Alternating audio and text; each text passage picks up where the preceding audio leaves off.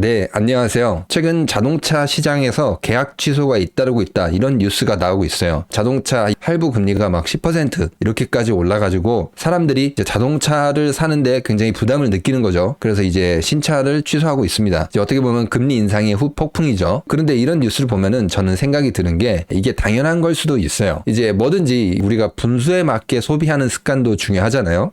너무 많은 빚은 사실 좋지가 않은 것 같아요. 개인 입장에서는 빚이 많다는 게 그렇게 바람직하진 않다는 거죠. 그리고 이제 이런 뉴스가 의미하는 것은 이제 곧 현금이 가장 중요한 시대가 된다는 것입니다. 그 이유에 대해서 지금부터 설명해 드리도록 하겠습니다. 일단은 자동차 할부 금리가 상승하고 있는 게 사실은 채권 시장에서 자금 조달이 굉장히 어렵기 때문이에요. 카드 회사들도 돈을 어디다 쌓아놓고 있지는 않잖아요. 채권을 발행해서 자금을 조달한 다음에 사람들이 자동차를 살 때 이자를 더 붙여서 이제 빌려주는 거죠. 근데 이제 얼마 전에 이제 김진태가 사고를 쳐서 이제 채권 시장이 완전히 얼어붙었잖아요. 자금 조달 금리가 굉장히 높게 상승을 하고 이제 그거 덕분에 자동차 할부 금리도 올랐다고 할 수 있습니다. 어떻게 보면 나비 효과가 굉장히 크게 일어난 거죠. 이렇게 되니까 조금 자동차 회사를 걱정하시는 분들이 있어요. 야, 자동차가 판매가 안 되면 자동차 기업의 주가라든지 회사가 조금 어려워지는 거 아니냐 이렇게 생각하시는데 물론 이제 그것도 걱정을 하는 게 맞습니다. 근데 이제 대기업이잖아요. 이제 우리가 걱정해 줄 필요는 없어요. 대기업 걱정하지 마시고 여러분 걱정 먼저 하시기 바랍니다. 뉴스 같은 곳에서는 자동차가 안 팔리고 있다. 기업이 어렵지 않을까 이렇게 걱정을 하고 있는데 기업은 괜찮아요. 기업은 돈도 많고 이제 해외 물량도 많이 있어요. 그렇기 때문에 걱정 안 해도 돼요. 이제 걱정해야 되는 거는 우리예요, 우리. 자동차 회사를 걱정해야 될 때가 아닙니다. 그래서 이제 우리 걱정을 조금 해볼 텐데 소비가 위축되고 있다. 경제가 뒤로 가고 있다. 이런 신호가 계속 나오는 게 자동차 계약 취소도 마찬가지지만 지금 중고차도 물량이 쏟아지고 있어요. 그래서 이제 중고차 시세가 굉장히 많이 하락하고 있는데요. 특히 이제 유튜브 같은 거 뒤져보시면은 기업 이제 임원들이라든지 기업 사장들이 타고 다니던 좋은 차들 이런 게 많이 나오고 있다고 이야기를 해요. 무엇을 의미할까요? 이제 기업 상황이 안 좋아지니까 비용을 줄이기 시작하면서 뭐를 줄인 거죠? 이런 것들, 리스 비용, 할부 비용들, 이런 자동차 같은 거, 현금이 될 수 있는 것들을 파는 거죠. 기업들이 이제 허리띠를 졸라맨다는 겁니다. 그래서 이제 유튜브 같은 데 보면은 K9 같은 거, 이거 지금 많이 나오고 있다, 싸지고 있다, 이런 영상들도 좀 있더라고요. 경제가 안 좋아진다는 의미입니다. 하지만 이게 어떻게 보면 시작이라고 볼 수도 있어요. 아직 이게 다 끝난 게 아니에요. 왜냐면은 지금 아파트 이 경매 같은 거 살펴보면은 이 경매 진행 건수, 이게 노란색 이 막대 그래프거든요. 제일 마지막에 완전 천장을 뚫었죠. 이 앞에서는 한 1,400건 정도 경매가 진행이 됐는데 이게 1,900건. 그러니까 한 번에 한 30% 정도가 상승을 했어요. 사람들이 돈이 없으니까 이제 지금 파산하고 있다는 거죠. 이제 자동차도 내다 팔고 아파트도 어떻게 되죠? 내다 팔고 그것도 안 되니까 파산하는 거죠. 그래서 이제 진행 건수 같은 경우에도 이렇게 많이 상승을 했고 낙찰가율도 보시면은 작년 같은 경우에는 오히려 100%, 90% 이랬는데 지금은 점점 떨어져서 지금 낙찰가율이 78%까지 떨어졌습니다. 이제 더 떨어지겠죠. 그리고 이제 낙찰률 올라오면은 낙찰이 얼마나 되고 있냐 이것도 살펴보면은 연초에는 한 50% 정도까지 됐다가 가격이 떨어지니까 더 떨어질 것을 기대해서 점점 뒤로 미루는 거죠. 그래서 지금 32.8% 그러니까 한 20% 정도 가까이 하락을 했어요. 연초에 비해서 관망을 하고 있다는 거죠. 그래서 이제 부동산 시장 같은 경우에도 급매물만 지금 거래되고 있다 이렇게 뉴스가 나오고 있어요. 근데 이제 급매물 같은 경우에는 이제 현장을 발로 떠야 되니까 현장을 이제 돌아다니시는 그런 유튜버 분들도 계시더라고요. 이제 그걸 보시면 되고 저는 조금 더 큰 그림이라고 할까요? 이걸 조금 살펴볼 텐데 지금 보시면은 부채 폭탄이 카운트다운에 들어가고 있다. 지금 이걸 나타내는 그래프인데 이제 빚을 갚고 소비는 얼마나 할 수 있냐 이것을 나타내는 그래프입니다. 빚 갚는 게 점점 힘들어지니까 지금 소비를 못하고 있어요. 사람들이 오히려 줄이고 있어요. 특히 어떤 사람들이 부채를 많이 가지고 있는 사람들이 뭐에 상관없이 소득에 상관없이 왼쪽에 이 파란색 그래프 두 개가 있거든요. 마이너스 0.47, 마이너스 0.46 거의 비슷하죠. 마이너스 0.47은 소득이 적은데 부채가 많은 사람, 그리고 오른쪽에 마이너스 0.46은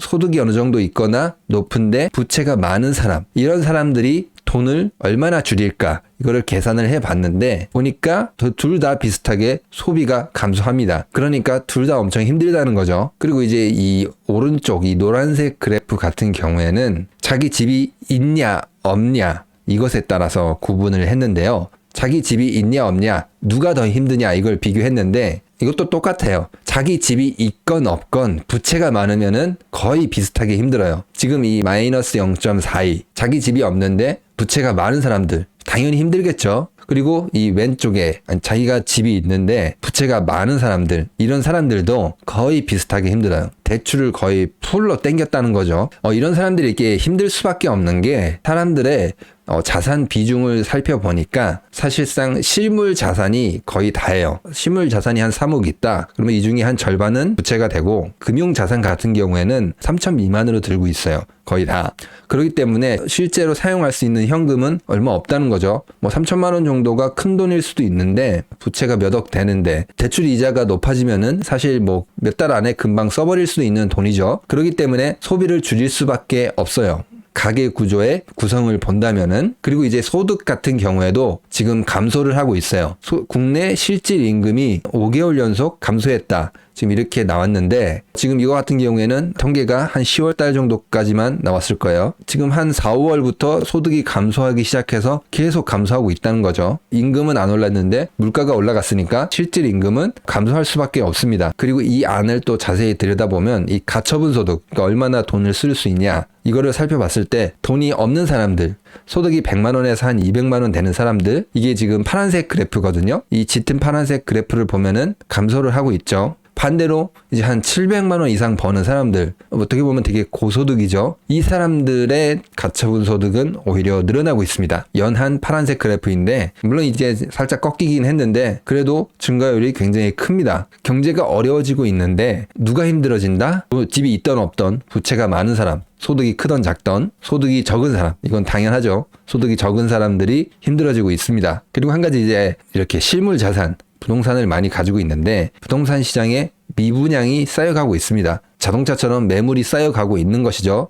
미분양 이 그래프 제가 지금 동그라미 쳐놨는데 짙은 파란색은 지금 수도권 미분양, 그리고 약간 연한색, 회색 그래프는 수도권 외 미분양입니다. 지금 둘 다 증가를 하고 있습니다. 이제 수도권 같은 경우도 증가하고 있는 게 굉장히 눈에 띕니다. 아직은 예전에 2012년, 13년 이때만큼은 미분양이 증가하진 않고 있어요. 근데 앞으로 또 봐야 되기 때문에 지금 이 미분양이 계속 쌓여갈 것입니다. 아무튼 이게 보시면은 지금 소비가 지금 위축될 분위기, 실질 임금이 감소를 하고 이제 부채 부담으로 소비가 감소할 분위기가 보이죠. 아니 이미 감소를 하고 있죠. 아파트라든지 이런 중고차 물량들이 계속 쌓여가고 있고 소화가 되지 않고 있고 이제 기업 활동이 위축되니까 지금 들리는 뉴스가 이제 증권가 칼바람 이런 거죠. 구조 조정하는 거죠. 이제 이게 증권가에서 이제 시작이 됐는데 곧 이제 전 산업으로 퍼지게 될 것입니다. 이걸 힘들게 하는 게 더 한 가지가 있는데 이건 조금 안타까운 소식인데 이 사회 이런 복지 시스템이 지금 뭔가 작동하고 있지 않는 것 같아요. 내년 예산도 뭐 아직 정해지진 않았는데 뭐 많이 삭감했다, 이러한 뉴스들이 막 들리고 있어요.